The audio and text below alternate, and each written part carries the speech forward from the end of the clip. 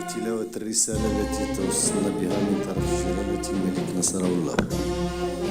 الحمد لله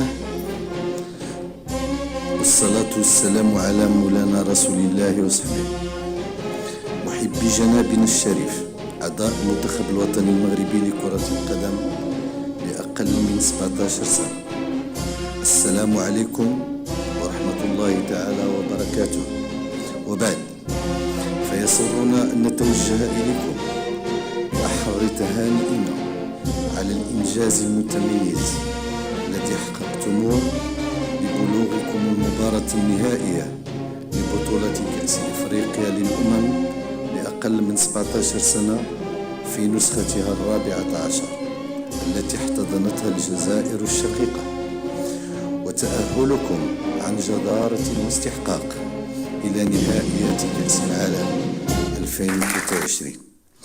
ونغتنم هذه المناسبة السعيدة لنعرب لكم عن تقديرنا للجهود التي بذلتها كافة مكونات هذا المنتخب الواعد من لاعبين ومدربين وتقنيين، وكذا أطر ومسيري الجامعة الملكية المغربية لكرة القدم لتحقيق هذا التألق الإفريقي المشرف لكرة القدم الوطنية بكل فئاتها وأصنافها.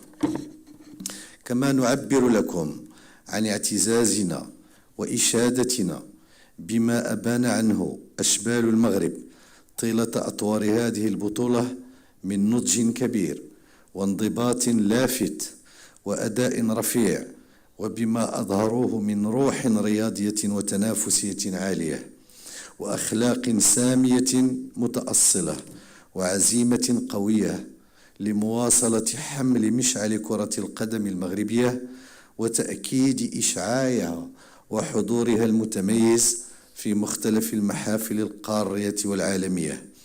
وإذ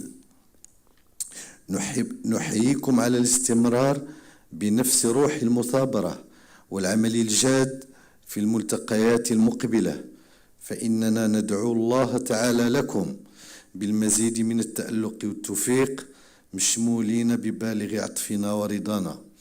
وحرر بالقصر الملكي في الرباط في يوم السبت 29 شوال 1444 هجرية الموافق 20 ماي 2023 محمد السادس ملك المغرب. الله يبارك.